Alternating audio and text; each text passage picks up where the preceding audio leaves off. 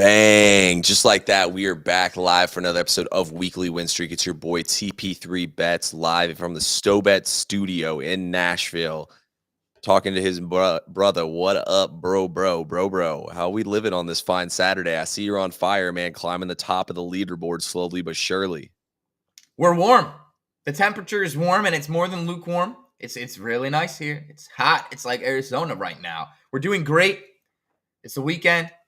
What could be better? Coffee in hand. Card basically final. Just got some NBA stuff to work on. Very happy. Yesterday was a great day. TP3, how are you? How was your Friday?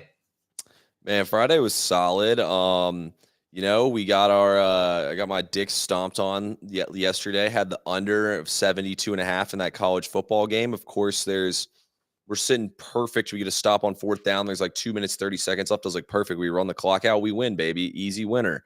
Just kidding. It was a fucking sweat and a half, but I was like, winner. And they ran an 83-yard touchdown with like 2 minutes left. Oh, man, can't make it up sometimes, man. So it is what it is, honestly. We get some bad beats. We're going to take some good ones today. I can feel that the mojo is going to be coming our way today.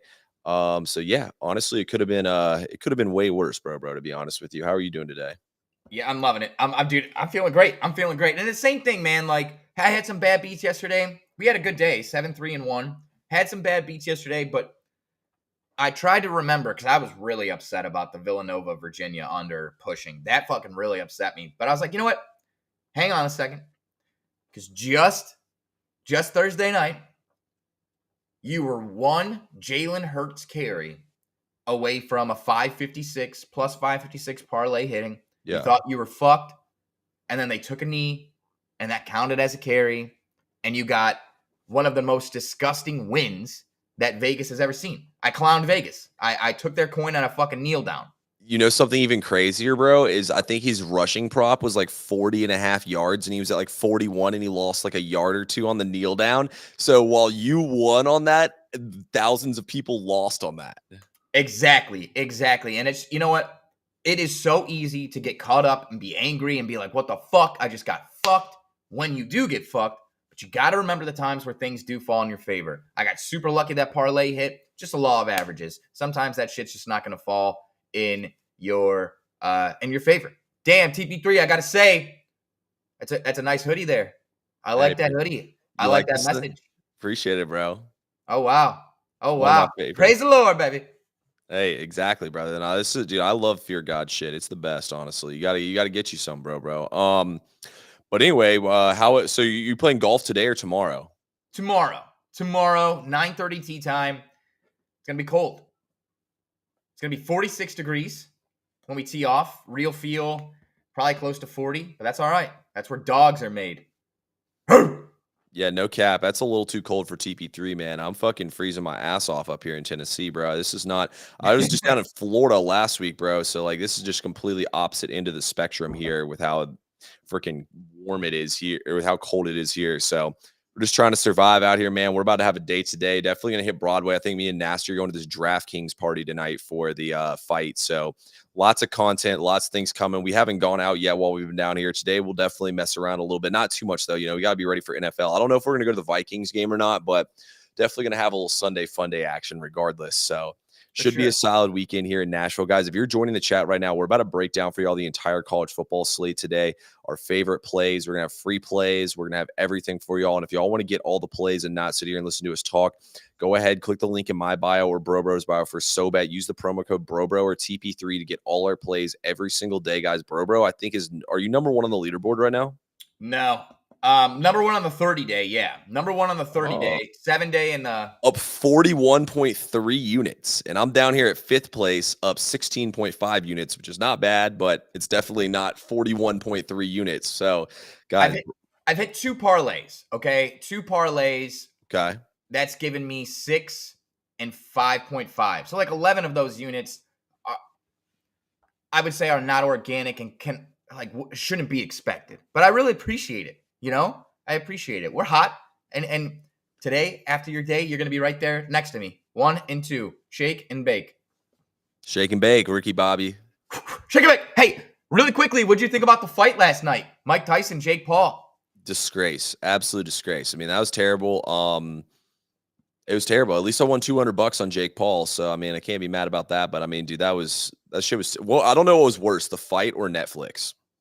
Oh, dude, yeah, you're telling me that was how they didn't test to see if their threshold could handle the amount of viewers with like AI or something like that first is insane. You could tell it was a full-on scramble to figure out how they can broaden what was the band stream there. Hey, what's up, John? What's up, Zan? What's up, bro? But you know, the one thing I will say, it almost made me sad. It made me sad because you could see Mike Tyson wanted to go harder and couldn't. And like he's really coming to terms with like that portion of my life is over.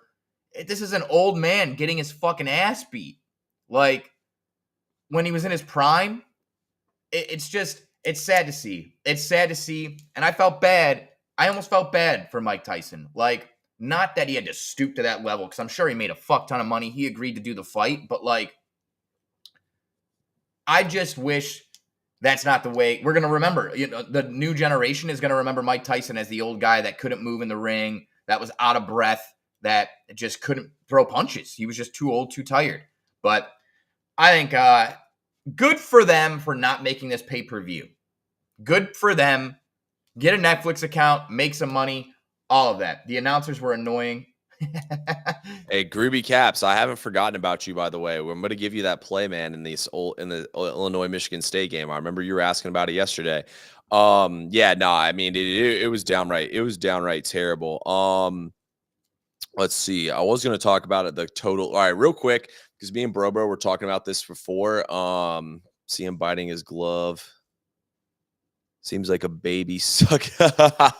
That's pretty funny. So, Anyway, though, so I want to talk about this real quick. So, bro, the thing I noticed, bro, in all these NBA Cup games, these totals were getting hammered under. Like they were all dropping like crazy. Because the first day, I think all the games, but like one or two went under. I think it was like the Pistons game that went to overtime, and one of their game went over. So, I think it would kind of be I think that's why there was so much steam on the unders yesterday, because typically there's not a ton of steam, on regular slate games. But anyway, guys, y'all aren't here to hear us talk about steaming totals in the NBA. Y'all want to hear us talk about college football? Bro, what do you got to say? just really quickly, John, I was reading on X or Twitter or whatever that he had smelling salts in the top of his gloves, and he's biting them to kind of get the smell through the glove. That's what I heard. Because, dude, he knew he was going to get rocked. I mean, there was a couple of times he was wobbling. He goes to the glove. He's right back to normal. I don't know 100% if that's true or false. That's what I read on Twitter. All right, but back to that. Back to college football, back to the full – or NBA, if you want to talk NBA, whatever you want to talk. No, we're going to talk college football here. Let's go in the noon window, bro. Give us I'll let you start us off with a free play. I actually don't have a free play for the noon window. My first free play will be at my thing's on Central Time, but 2:30 is going to be my first free play I'm going to drop. Yeah, and that's okay because listen, to be honest with you, there's only like 2 games worth a wager at noon. I know you might have a little maxi poo over there on SoBet, so we won't talk about that. That's at noon.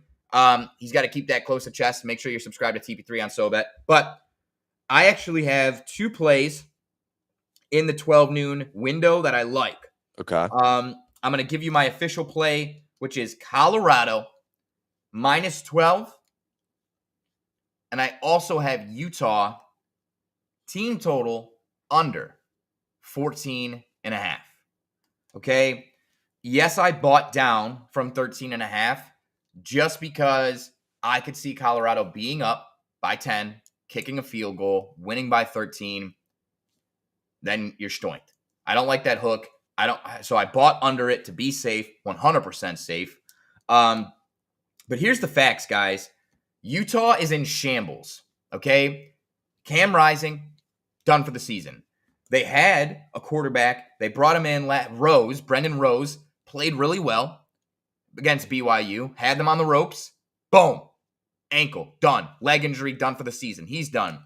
Their number one offensive weapon, their tight end, who's very similar to like the Brock Bowers, moves around, was utilized at the goal line. He was actually taking like snaps at the goal line. He's done for the season. Guys, Utah does not have anybody on offense. They don't have. They got to go back to a quarterback that's garbage. Let me just say this: his last 4 starts, they only scored more than 14 points one time. It was against Oklahoma State, or Oregon State. I apologize, Oregon State, which is terrible defensively, and they scored less than 14 points against Arizona, who's 97th in the country in defense, TCU, who's 100th in the country. We're talking about a Colorado team that's 32nd in the nation defensively, that gives a ton of pressure on the quarterback, and Utah's offensive line is terrible. So, that being said, I don't see them scoring a lot of points. It's going to be freezing fucking cold in Colorado. Like, look at Boulder, Colorado. It's going to be 38 degrees. It's 10 in the morning. They're playing local time at 10 or 9 in the morning. This game's at noon, right? One team has to be there because they're obligated by a schedule. The other team has to be there.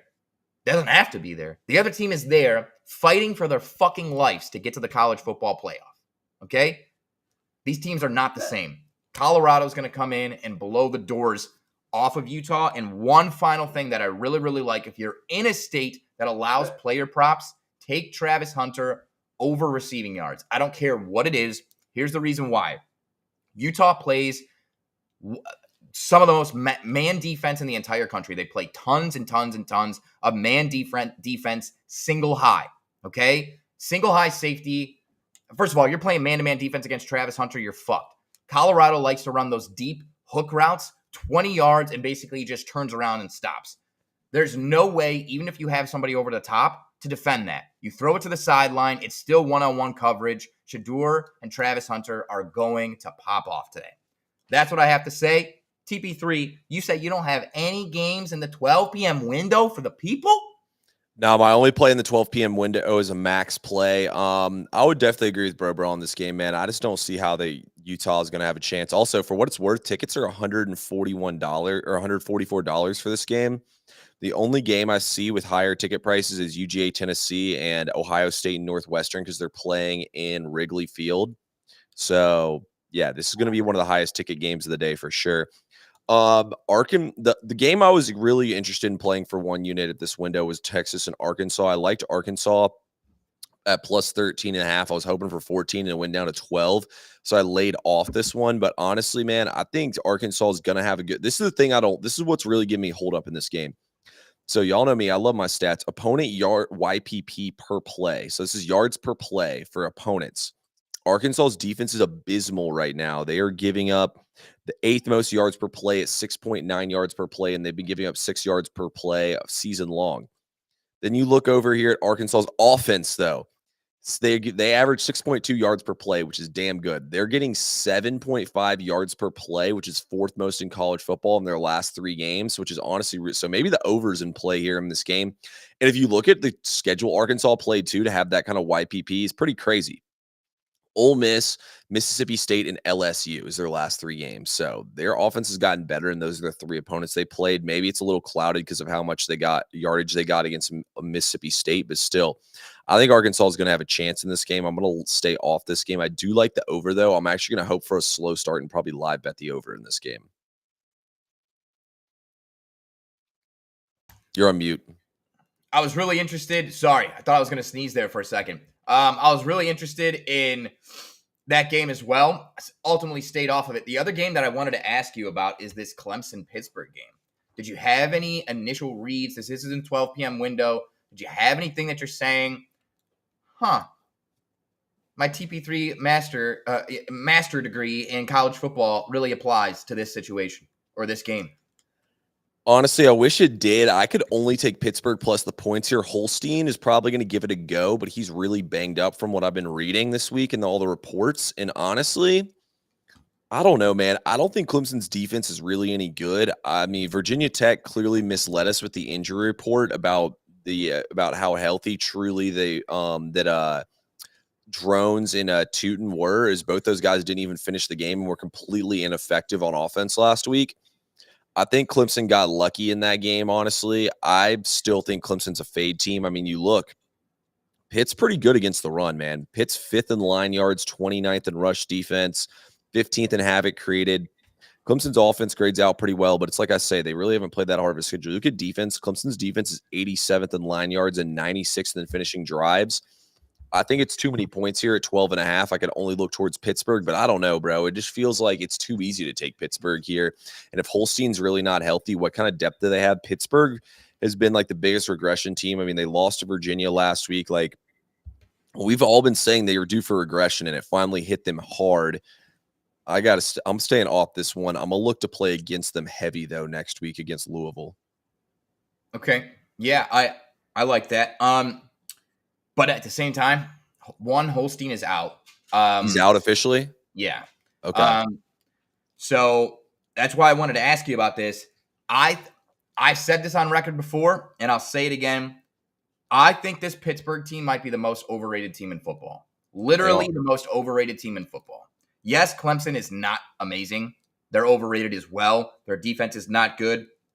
Pittsburgh's offensive line's really banged up. They rank 101st in havoc allowed, and Clemson ranks 8th in havoc created defensively. So I think especially if Holstein isn't playing, I think Clemson does have a pretty good turnover margin. Holstein, one thing that I really liked about playing Clemson or fielding Clemson with Holstein playing is that Holstein is tied for second in the nation with 20 turnover-worthy plays. And Clemson had a really good turnover margin. Now with a different quarterback in, I don't know really how that's applicable in terms of turnover margin, except for that quarterback's not going to be experienced in dealing with a defense or pressure like Clemson. So for that reason, I'm actually taking Clemson minus 10. I bought it down, and I like the Tigers minus 10. You got some CLV there. It's at 12.5 now. So, yeah, dude. I mean, there's a reason why Pittsburgh was 7-0 and they were ranked 18th in the nation. Right. That should tell you all you need to know. Yeah, this team sucks. I don't think there's really any other interesting games at noon, so we can move from the noon slate if you don't have any other thoughts. No other thoughts. T, what I need from you is to give the people your most solid 3:30 slate game or 4 slate game that's not a max play. Obviously, you got to keep those close unless you want to give out a max play. I'm going to go to 2:30 instead. Whoa! I know you said 3:30, but I'm going to 2:30, man. We got Michigan State taking on Illinois here. I'm going to take the Illini here. You look at Aiden Childs. He's a turnover machine, bro. Aiden Childs has 16 turnovers this season, 11 interceptions, 5 fumbles lost. He's going to turn the ball over in this game. Illinois' defense is a top 40 unit for what it's worth. And if you look at Illinois, their losses are not bad. Losing to Minnesota is not a terrible loss. They're off a bye here. They lost to Oregon, and they also lost to Penn State. I mean, those are really not that bad of losses. While I'm not going to sit here and say Illinois is a great team, they have a chance to go 9-3 this season as they have a joke schedule remaining. Michigan State's just not any good, man. I mean, Jonathan Smith's a good coach, but he's got a lot of rebuilding to do here. I think Illinois can have success here. Altmaier is going to take care of the football. I think they'll run the football and they'll use some play action here. It's going to be a gross game, but I think Illinois will end up pulling it out. I like Illinois to win this game like 23 to 17 or 14 or something like that. I think this game's going to be really gross and low scoring. A 47.5 total tells you all you need to know, but I'll take the Illini in this game. I don't bet a lot of Big Ten, but this spot just feels like it's a gift. I absolutely love it, T. I love it. I couldn't agree more with you. I'm not going to give away a play. This is a VIP play, so I won't give away the actual play here, but I'll just kind of chime in. Michigan State struggled to sustain drives all year. They rank 126th in finishing drives and almost the same in drive quality offensively, while Illinois defense ranks 39th in that same metric, allowing drives to be finished against them. You see Michigan State when they played against anybody who's anybody. We're talking Ohio State. We're talking Indiana. They put up points in bunches on these teams. Michigan State's secondary is not good. If Illinois just runs the play action, they run the ball first, they let Altmaier get it to their 2 really good wide receivers. I mean, you saw Indiana and Rourke just fucking carve up this Michigan State defense. I think we see more of the same today. Also important to note, this Illinois team, this football team has not been good for forever. Okay. This team was ranked in the top 25 for a good portion of this year. And there's something to be said about a motivation factor here to get 9 wins, to go to a solid bowl game. I really believe Motivation is on Illinois' side, especially when we're talking about being at home today. I love that play, T. I love that play, T. Another game that wanted to talk to you about. I'm not Okay. necessarily sure if you have a play on it, but it would be the LSU Florida game. Do you have anything in this game that you may want to give to the people or you may want to talk about? I think it's a very interesting game. I love these SEC games, man. It just feels like they're always dog fights. Yeah. So DJ Lagway, it looks like, is gonna play in this game. That's why the number went all the way down to 3.5 here. Honestly, this is the hardest game on the slate, in my opinion. It feels like it's a gift here on LSU minus 3.5. I kind of lean towards the over a little bit. I'm worried about LSU, though. Are they on quit watch? They're already 6-3. I mean, LSU's a team with national championship aspirations. They have no chance now at the SEC championship or the national championship. What does LSU really have left in the tank here? Florida, this is going to be a tough place to play, dude. It's going to be hot here. I was just in Florida last week. It's cold across America. It's going to be pretty damn hot down there in Florida. It'll probably be like 85 degrees at kickoff, which is pretty fucking hot in the Florida sun. That shit will catch up to you quick. I mean, the LSU has struggled against running quarterbacks. We watched Texas A&M and Jalen Milroe run all over them. Lagway is going to do the same thing here with that read option. I'm worried that LSU doesn't have the defense to stay in this game, but I think Florida will definitely give up points here. I wish if I could have grabbed Florida plus 5.5, I would have jumped in here. I think this is going to be a really tight game, can go either way here. So I would honestly back the Gators and the over in this game. I'm going to stay away from this one, though. There's a lot of variance. What if Lagway's not that healthy, you know? Yeah, totally. I just wanted to get your opinion on it. I'm not on the game. Excuse me. Okay. Pardon me, guys. I'm not in the game either. But I wanted to see if my mind was in the right place. We're both thinking the same thing. Go for it. Another part here. This is Florida's remaining schedule. LSU, Ole Miss, and Florida State.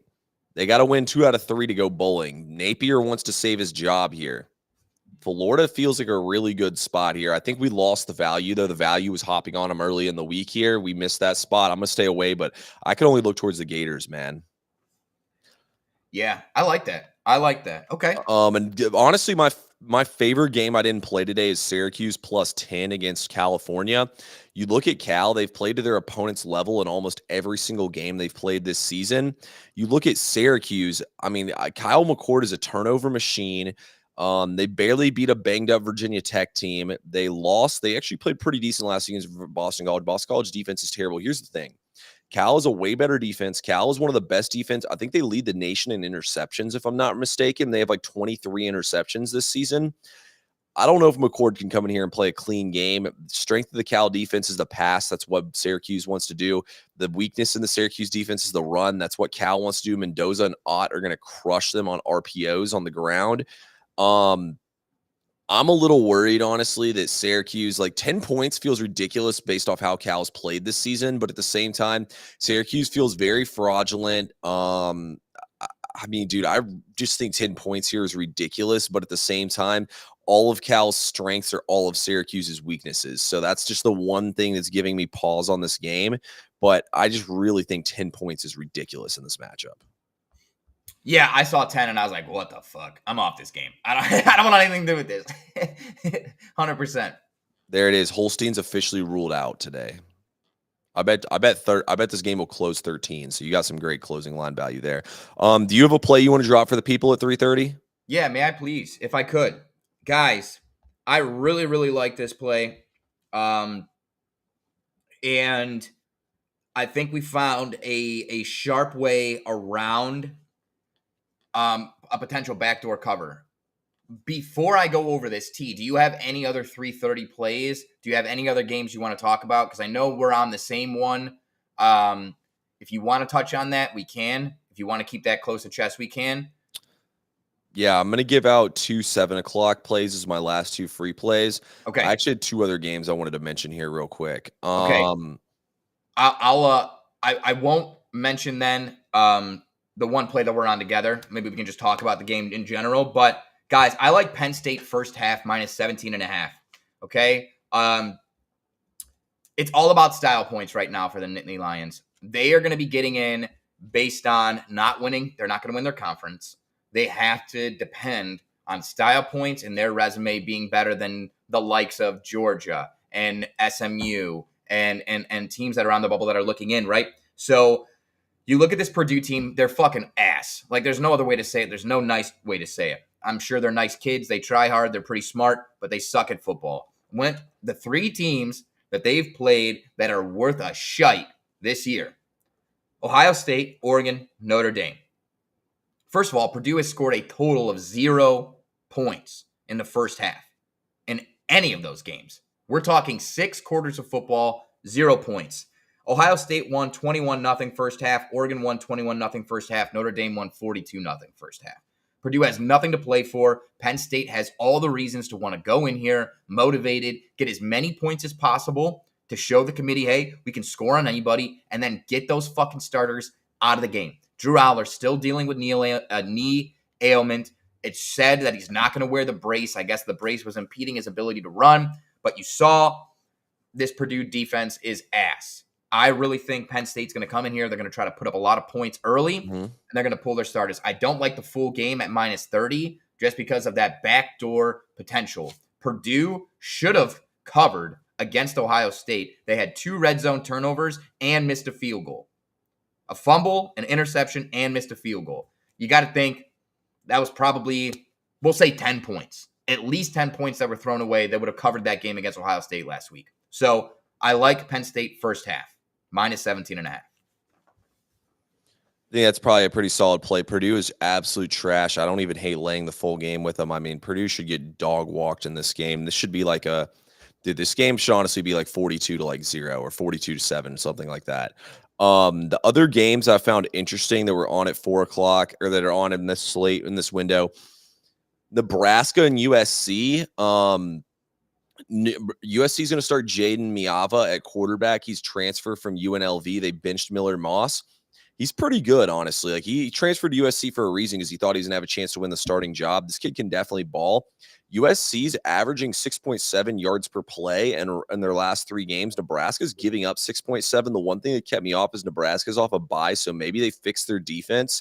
They just need to win 1 game to go bowling, and if you look at the rest of their schedule, they got USC, Wisconsin, and Iowa. They got to win one of these games. So I think this is a decent spot actually for I don't like the fact Nebraska's off a bye here, but I definitely do think that.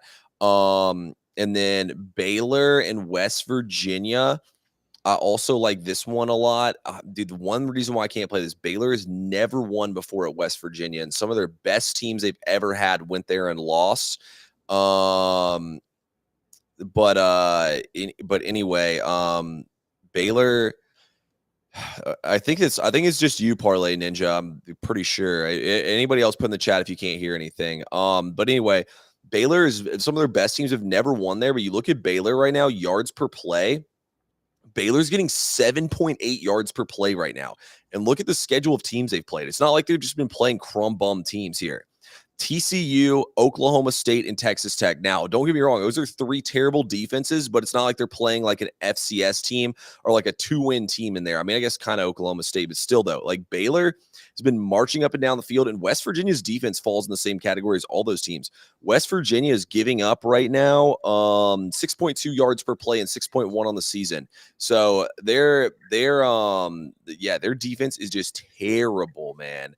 I could really see Baylor marching up and down the field. I'm just really scared about the fact they've never won at Morgantown. West Virginia has a little bit of life right now. They're trying to go bowling. I'm staying away from this game, but I do like Baylor here. I don't hate that at all. Yeah. And I didn't look too much at the US. I didn't realize they benched Miller Moss, but that kid, is he more of a mobile quarterback or is he a pocket presence guy? He's both. He can run, but he can throw too. But he's definitely a runner.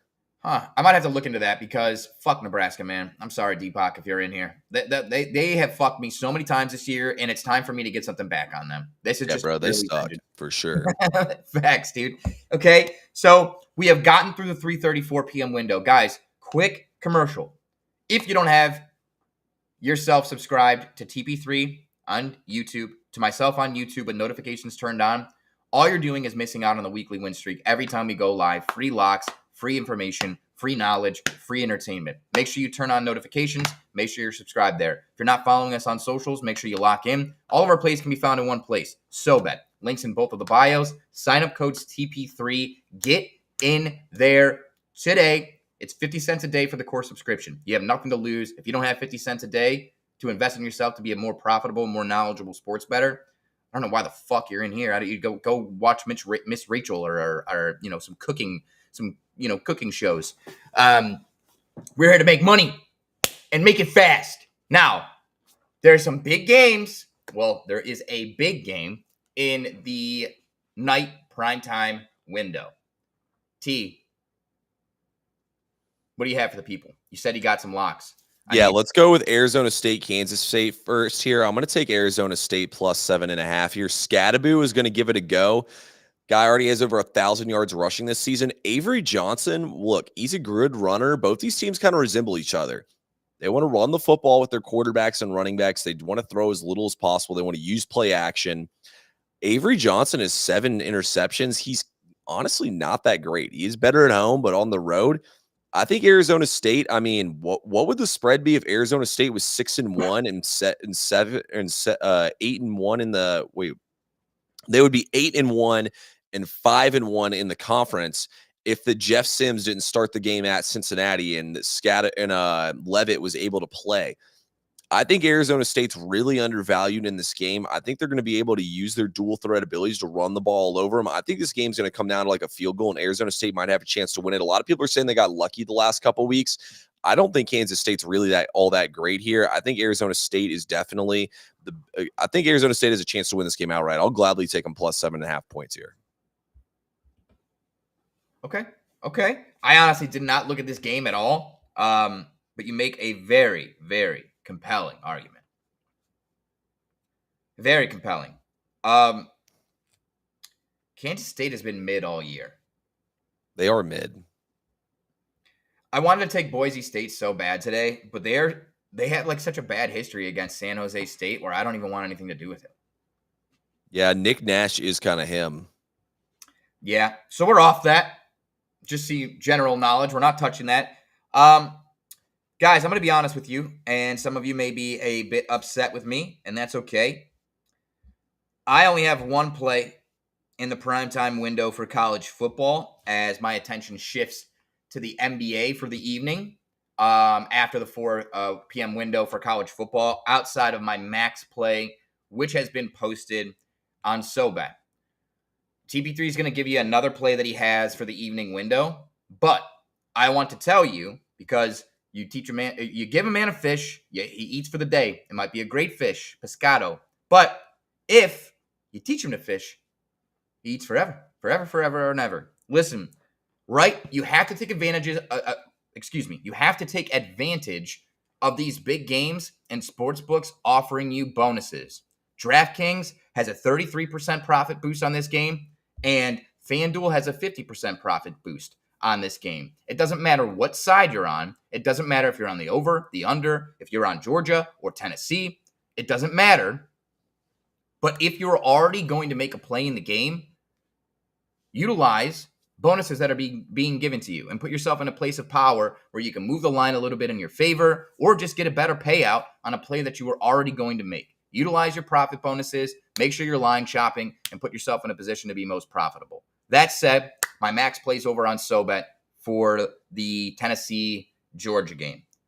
T, I know you have a primetime lock for the folks on Weekly Win Streak.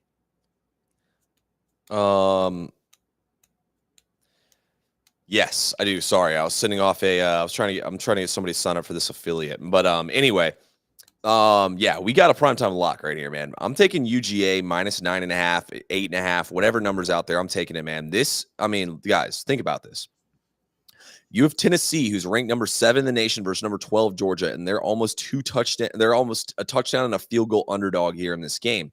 I do think the over can hit in this game, but at the same time, Georgia's got to bounce back here. So you look at Josh Heupel. He's coached 4 matchups for Tennessee against Georgia. The best version of his teams with Hendon Hooker could never score more than 17 points against this Georgia defense.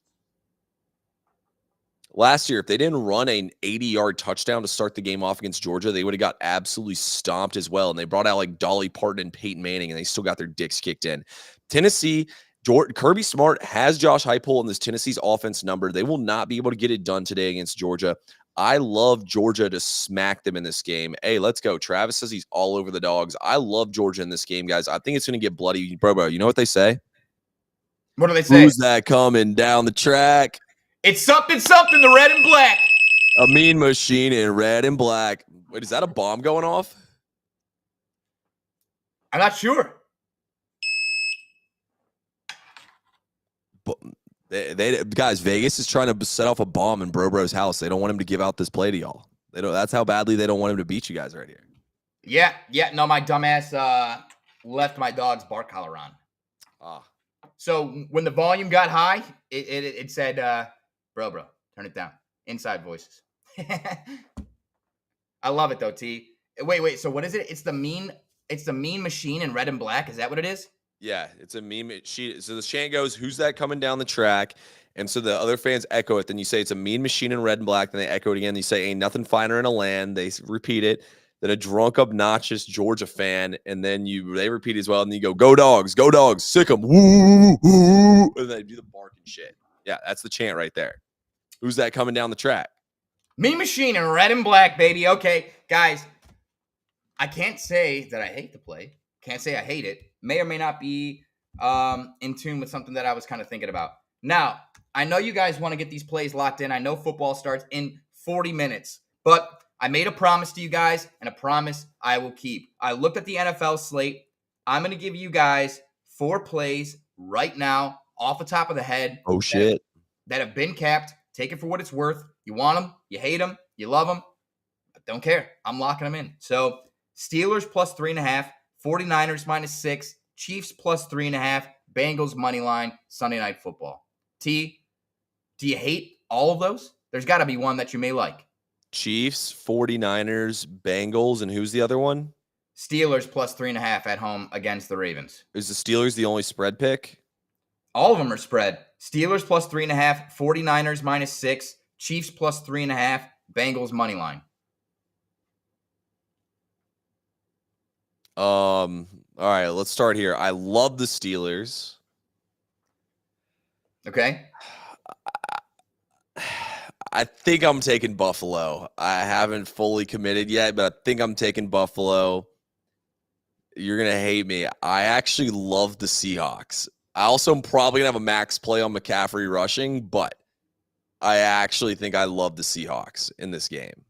I have some pretty crazy stuff on the Seahawks, teams in the Seahawks spot in this game. And then I do like Cincinnati with you, so I'm with you on that one.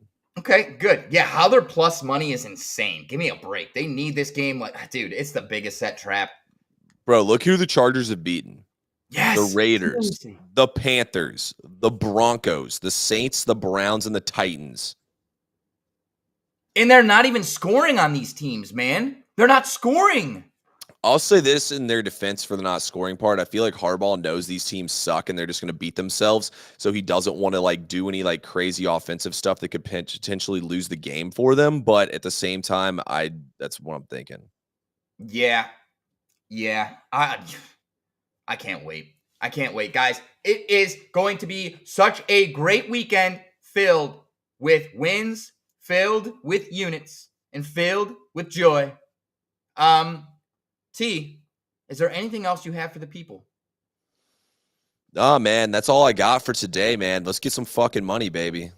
Yes, sir. Yes, sir. Guys, we can't thank you enough for tuning in. This week has been a little bit different because TP3 was traveling, and then I had some commitments that I had to take care of with some babysitting and all this other stuff. We can't thank you enough for being flexible with us. Sometimes we start at 4:30. Sometimes it's 5. Sometimes it's 5:15. Sometimes it's 10:30. We love you guys, and we're nothing without you guys. Thank you so much for tuning in and giving us your time on a weekend. You can be spending it with family, friends, doing chores, errands, all this stuff. We couldn't be here without you guys. We're so thankful. We hope you have a fun and a safe weekend, and we hope all your bets cash. And TP3, like he always says,